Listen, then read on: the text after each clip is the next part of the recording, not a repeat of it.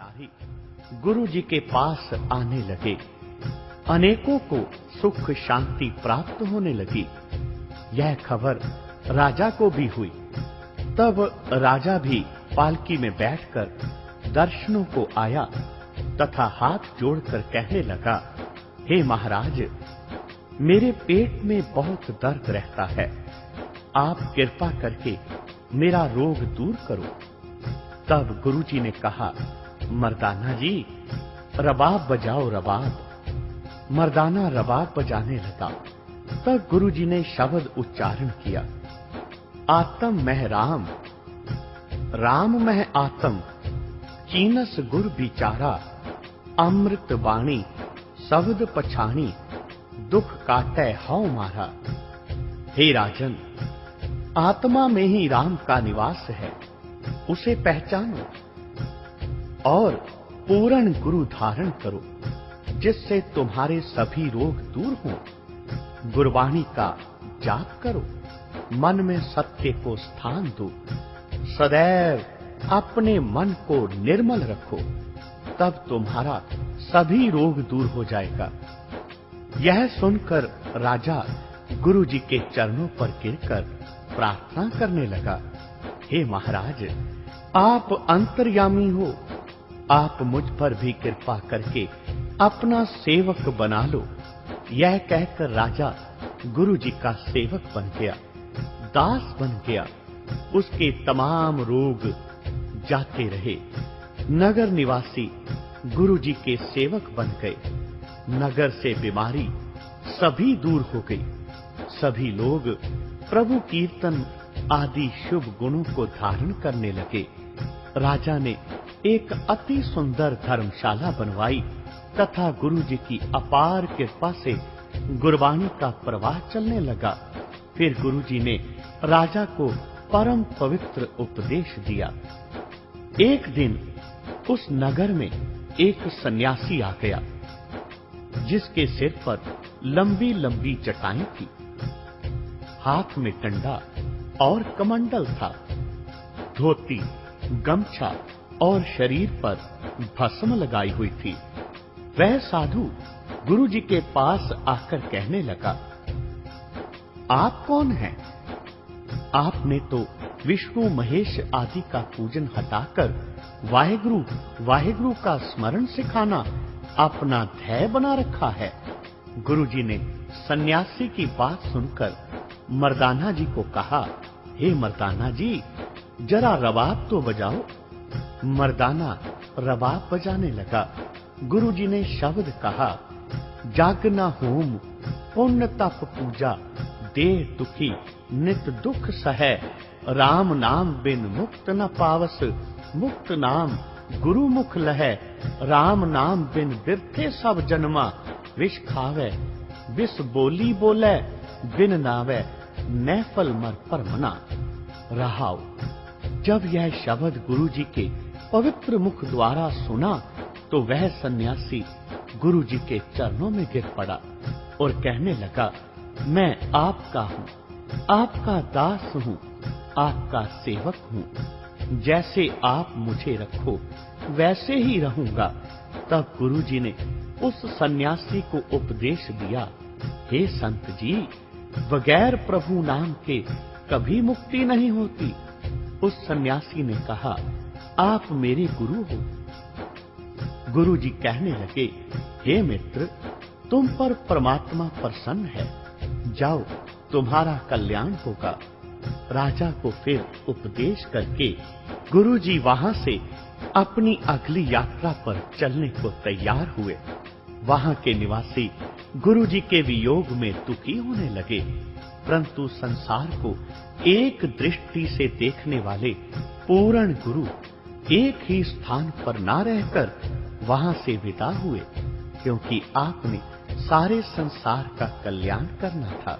बोलो जी पाई जी, वाहेगुरु वाहेगुरु वाहेगुरु।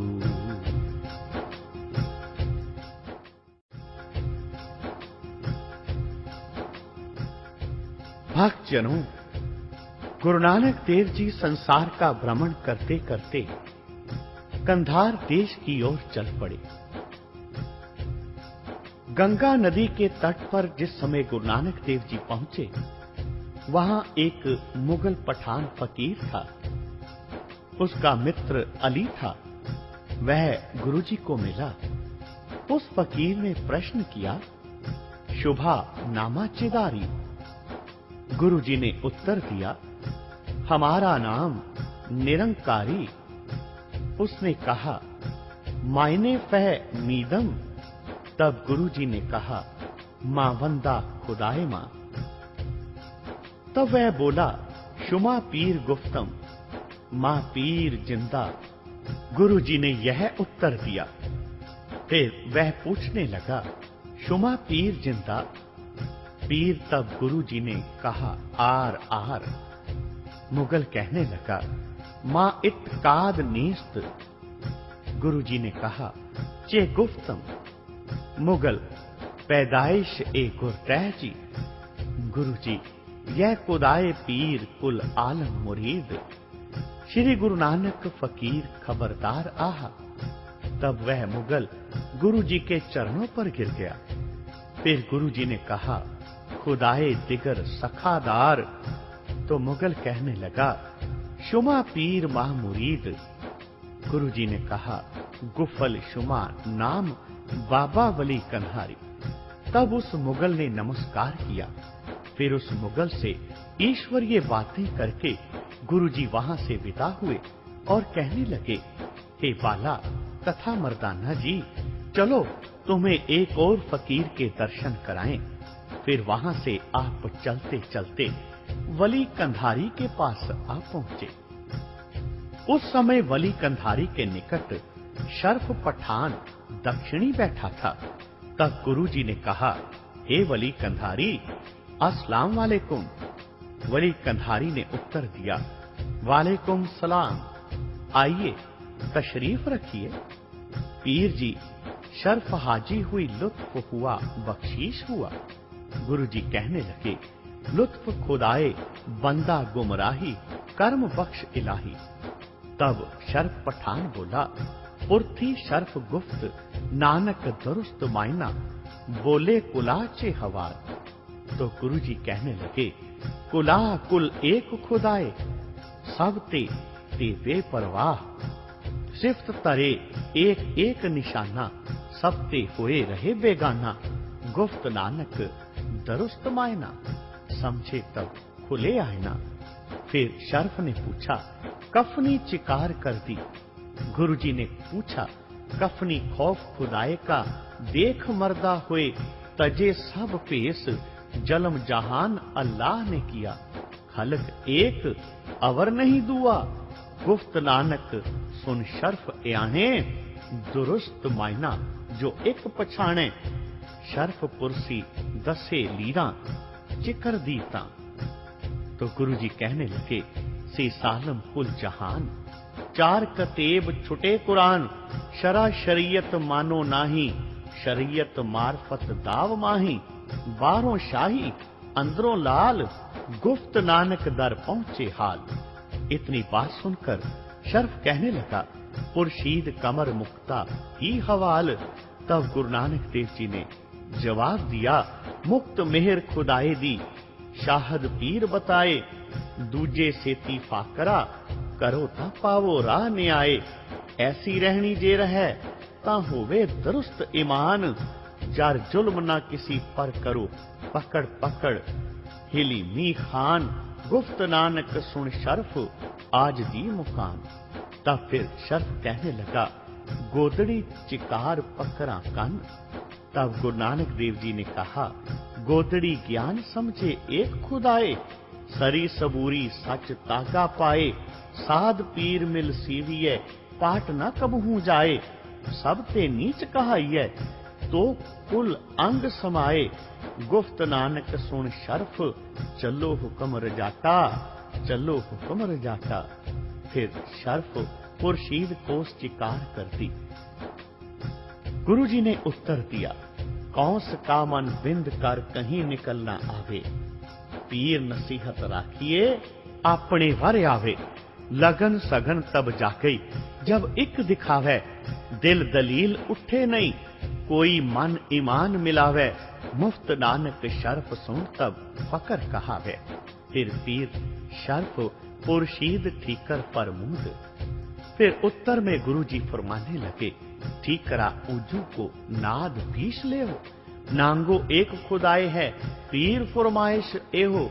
दूजा दिन ते दूर कर पैदा ना पैद, ऐसो मसलत होए रहो कहूं ना पड़िए कैद। गुफ्त नानक शर्फ कीते पर कहां गुमान, पकर मारफत तो मिले दूजा गिड़े निशान। तब फिर शर्फ मुर्शाद बैरागा जी फरमाए। फिर श्री गुरु नानक देव जी कहने लगे, बैराग ने एम होए रहे, किए को किया ही कहें, करण हारे की सिफ्त बताएं, मतलब पूरा करे खुदाए। गुफ्त नानक सुन शर्फ इंजाने, तीर पकड़े तब एक पछाने। शेख शर्फ पठान बेदर नगर का था। वह बाबा वली कंधारी के पास कुछ शंकाओं का उत्तर लेने के लिए आया था। यह बातें कंधार में हुई। जब गुरुजी से शंका दूर हुई, तब वह गुरुजी के चरणों पर गिर पड़ा और कहने लगा, शुमा पीर बामुरीद। तब गुरुजी ने कहा, तू अपने बिंदूर नगर में जाकर निवास कर। तब शर्फ ने कहा, हे पीर नानक, हमें आपका दीदार फिर कब तक होगा? गुरुजी ने कहा, तुम अपने हृदय में ही दीदार कर लिया करो, भूल ना जाना। शर्फ ने कहा, हे प्यारे पीर, दीदार तो दिल में होगा, फिर भी ऐसा भाग्य कहाँ है? गुरुजी ने कहा, यदि ऐसी ही भावना है तो सुनो, एक शहजादा मिरासी होगा, उसका दीदार करोगे तो बस हमारा ही दीदार होगा। यह बात सत्य कर मानना। तब शर्फ ने कहा, वह कब और कहाँ होगा? तब गुरुजी ने कहा, वह जो सूरमा नगर है, वहाँ मर्दाने का पुत्र शहजादा होगा, हम उसे वहाँ छोड़ आएंगे। फिर गुरुजी ने कहा, अब वली कंधारी का दीदार करिए। फिर वली कंधारी ने कहा, हमसे कुछ कौल इकरार करो।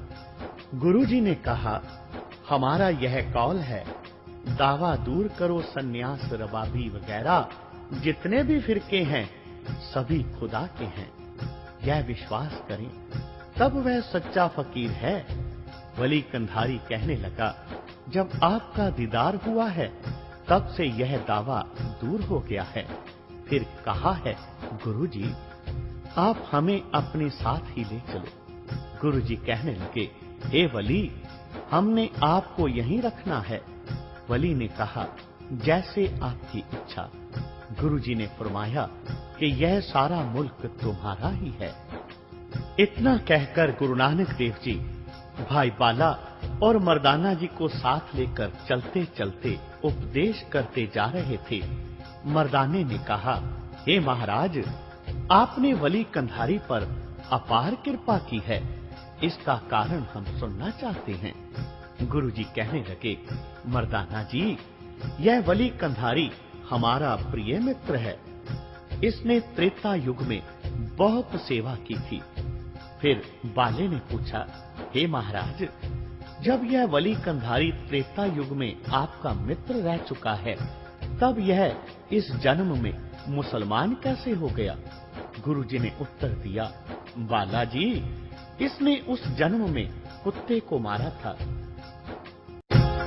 उसके फल से उसे मुसलमान बनना पड़ा और हमने इसके साथ इकरार किया था और दीनानाथ से भी हमने इकरार किया था। वली के साथ शेख शर्फ भी पूर्ण हो गया है। मर्दाना जी ने पूछा, हे महाराज, शेख शर्फ भी क्या वली के दर्जे को पहुंचा है अथवा कुछ त्रुटि है? तब गुरुजी कहने लगे, हे मर्दाना, वली कंधारी से अनेकों का भला होगा, क्योंकि वली कंधारी गुरु श्रेणी में हैं। मर्दाना जी ने पूछा, हे महाराज, दीनानाथ की क्या स्थिति है? गुरुजी ने कहा, दीनानाथ तो पहले ही पूर्ण है। दीनानाथ की विहंगम भक्ति है और हमारी पंख भक्ति है। मर्दाने ने पूछा, उसकी भक्ति विहंगम भक्ति किस प्रकार हुई? गुरुजी कहने लगे, उसे माया नहीं लगी, तब उसकी भक्ति विहंगम है। उसे तो जन्म से ही हानि लाभ नहीं और गृहस्थ भी नहीं। जब बड़ा होगा तब गृहस्थ करेगा। उसकी संतान महापुरुष होगी। हमें तो पहले ही गृहस्थ हुआ है, इसलिए हमारी भक्ति पंख है। मर्दाने ने कहा, हे महाराज, क्या काबल नगर में भी कोई महापुरुष है अथवा नहीं? गुरुजी कहने लगे, हाँ, एक है, परंतु पठानों में है और बाबू खेले के शरीर में है, परंतु उसे अभी हवा नहीं लगी। मर्दाने ने कहा, क्या आप उसको मिलोगे या नहीं? गुरुजी ने उत्तर दिया कि हमने उसे जरूर मिलना है। तब भाई बालाजी और मर्दाना जी तथा गुरुजी बाबू खेल में चले गए। वहां एक खाली दुकान पर जा बैठे। वहां एक पठान आया और कहने लगा, अरे गुंचे, तुम कौन हो? गुरुजी ने कहा, हम खुदा के बंदे हैं। फिर उसने कहा, अरे गुंचे, बंदे तो सभी खुदा के हैं, परंतु यहाँ बैठे हो क्यों? किससे तुम्हारा कौन सा काम है? गुरुजी ने कहा, हम फकीर हैं तथा यहाँ हमारा मित्र है। तब उसने कहा, उसका नाम बताओ तथा वह कौन है? गुरुजी ने उत्तर दिया कि वह क्षत्रिय है तथा उसका नाम माणा है। फिर उस पठान ने कहा, अरे गुंचे, उस माणे के बाप का क्या नाम है?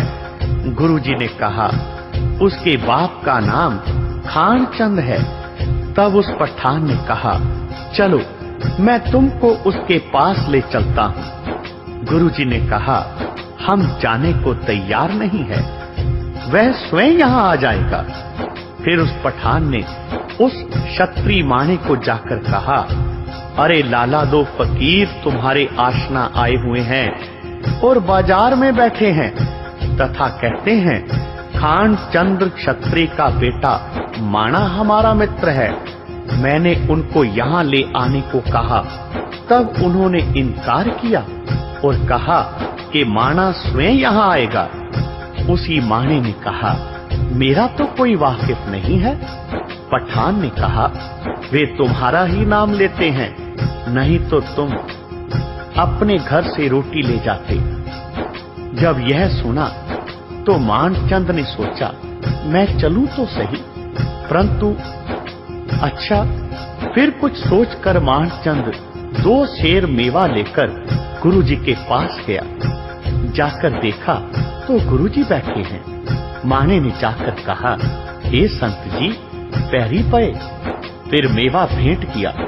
गुरुजी ने कहा, आओ हे मानचंद, सत्य करतार, आओ बैठ जाओ। फिर मानी ने कहा, हे महाराज, साधु तो सभी के मित्र होते हैं और संतों का प्रत्येक पुरुष सेवक है, परंतु लौकिक मर्यादा से मैं पूछना चाहता हूँ कि आप कब से मेरे परिचित हैं? गुरुजी ने कहा, मानचंद, तुमको स्वयं मेरा पता चल जाएगा। तब उसने कहा, आपका शुभ नाम क्या है?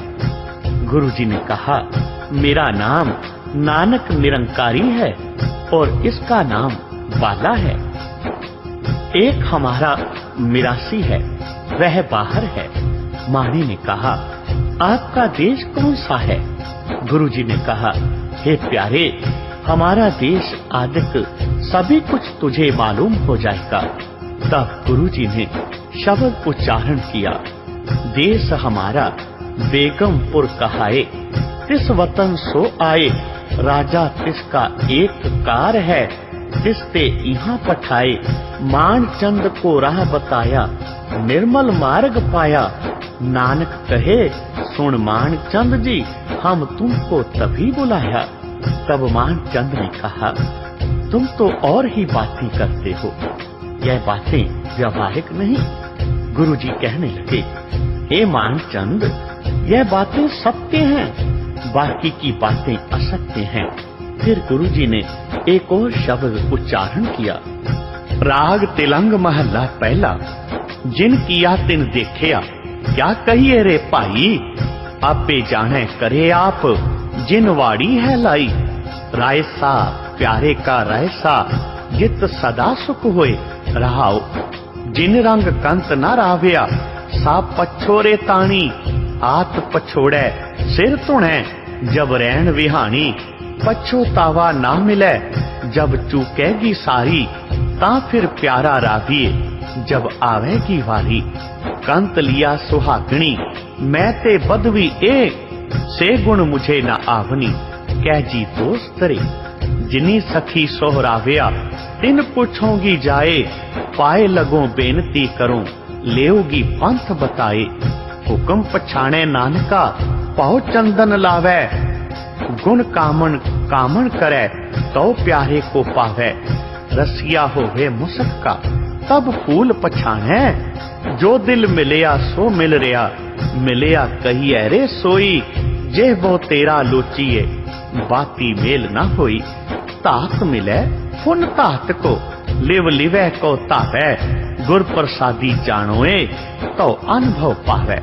पाना वाड़ी होए तर हर सार ना जाने। रसिया होवे मुसक का तब फूल पछाणे।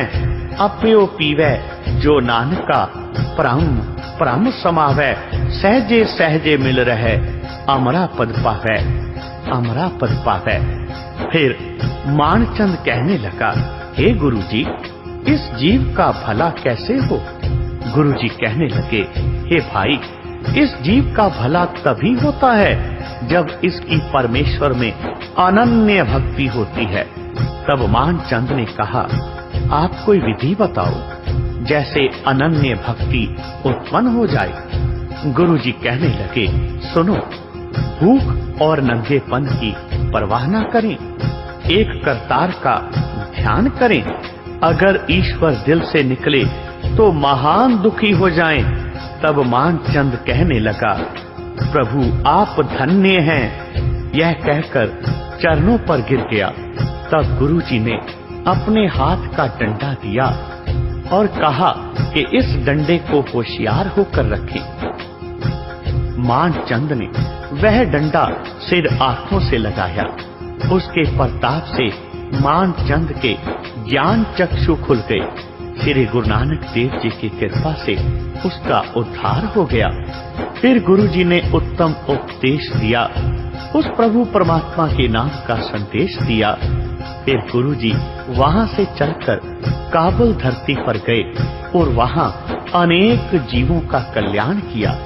फिर गुरु जी ने कहा, हे मर्दाना जी चलो अब तुमको सिंध प्रदेश की सैर कराएं। इतना कहकर गुरु जी अपनी अगली यात्रा पर चल पड़े।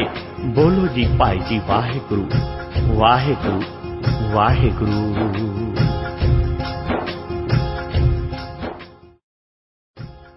उसके फल से उसे मुसलमान बनना पड़ा और हमने इसके साथ इकरार किया था और दीनानाथ से भी हमने इकरार किया था।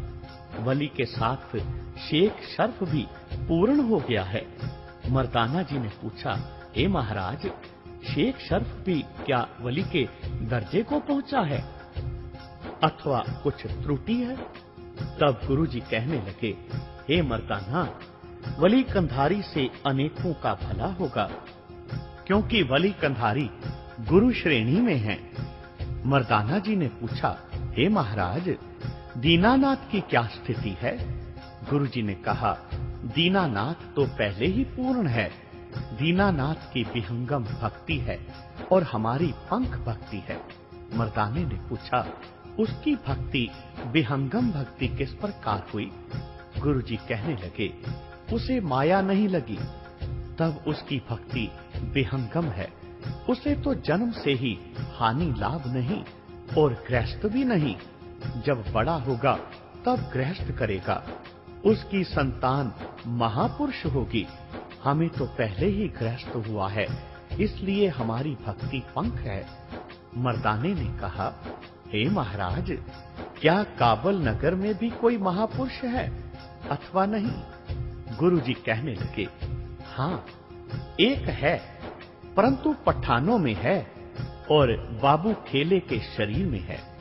परंतु उसे अभी हवा नहीं लगी। मर्दाने ने कहा, क्या आप उसको मिलोगे या नहीं? गुरुजी ने उत्तर दिया कि हमने उसे जरूर मिलना है। तब भाई पाला जी और मर्दाना जी तथा गुरुजी बाबू खेल में चले गए। वहां एक खाली दुकान पर जा बैठे। वहां एक पठान आया और कहने लगा, अरे गुंचे, तुम कौन हो? गुरुजी ने कहा, हम खुदा के बंदे हैं। फिर उसने कहा, अरे गुंचे, बंदे तो सभी खुदा के हैं, परंतु यहां बैठे हो क्यों? किससे तुम्हारा कौन सा काम है? गुरुजी ने कहा, हम फकीर हैं तथा यहां हमारा मित्र है। तब उसने कहा, उसका नाम बताओ तथा वह कौन है? गुरुजी ने उत्तर दिया कि वह क्षत्रिय है तथा उसका नाम माणा है। फिर उस पठान ने कहा, अरे गुंचे, उस माणे के बाप का क्या नाम है? गुरुजी ने कहा, उसके बाप का नाम खानचंद है। तब उस पठान ने कहा, चलो मैं तुमको उसके पास ले चलता हूं। गुरुजी ने कहा, हम जाने को तैयार नहीं है, वह स्वयं यहां आ जाएगा। फिर उस पठान ने उस क्षत्रिय माणे को जाकर कहा, अरे लाला, दो फकीर तुम्हारे आशना आए हुए हैं और बाजार में बैठे हैं तथा कहते हैं, खानचंद क्षत्रिय का बेटा माणा हमारा मित्र है। मैंने उनको यहां ले आने को कहा, तब उन्होंने इनकार किया और कहा कि माणा स्वयं यहां आएगा। उसी माणे ने कहा, मेरा तो कोई वाकिफ नहीं है। पठान ने कहा, वे तुम्हारा ही नाम लेते हैं, नहीं तो तुम अपने घर से रोटी ले जाते। जब यह सुना तो मानचंद ने सोचा, मैं चलूं तो सही, परंतु अच्छा। फिर कुछ सोचकर मानचंद 2 सेर मेवा लेकर गुरुजी के पास गया। जाकर देखा तो गुरुजी बैठे हैं। माने ने जाकर कहा, हे संत जी, पैरी पए। फिर मेवा भेंट किया। गुरुजी ने कहा, आओ हे मानचंद, सत्य करतार, आओ बैठ जाओ। फिर मानी ने कहा, हे महाराज, साधु तो सभी के मित्र होते हैं और संतों का प्रत्येक पुरुष सेवक है, परंतु लौकिक मर्यादा से मैं पूछना चाहता हूं कि आप कब से मेरे परिचित हैं? गुरुजी ने कहा, मानचंद, तुमको स्वयं मेरा पता चल जाएगा। तब उसने कहा, आपका शुभ नाम क्या है? गुरुजी ने कहा, मेरा नाम नानक निरंकारी है और इसका नाम बाला है। एक हमारा मिरासी है, वह बाहर है। मानी ने कहा, आपका देश कौन सा है? गुरुजी ने कहा, हे प्यारे, हमारा देश आदिक सभी कुछ तुझे मालूम हो जाएगा। तब गुरुजी ने शब्द उच्चारण किया, देश हमारा बेगमपुर कहाए, तिस वतन सो आए, राजा तिसका एक कार है, तिसते यहाँ पठाए, मानचंद को राह बताया, निर्मल मार्ग पाया। नानक कहे, सुन मानचंद जी, हम तुमको तभी बुलाया। तब मानचंद ने कहा, तुम तो और ही बातें करते हो, यह बातें व्यवहारिक नहीं। गुरुजी कहने लगे, हे मानचंद, यह बातें सत्य हैं, बाकी की बातें असत्य हैं। फिर गुरुजी ने एक और शब्द उच्चारण किया, राग तिलंग महला पहला, जिन किया तिन देखिया, क्या कहिए रे भाई, आपे जाने करे आप, जिन वाड़ी है लाई। रायसा प्यारे का रायसा, जित सदा सुख होए रहाओ, जिन रंग कंत न राविया, सा पछोरे ताणी, हाथ पछोड़े सिर धुणै, जब रैन विहानी, पछोतावा ना मिले, जब चूकेगी सारी, ता फिर प्यारा राविए, जब आवेगी वारी। कंत लिया सुहागणी, मैं ते बदवी ए, से गुण मुझे न आवनी, कह जी दोस्त रे, जिनी सखी सोहरा।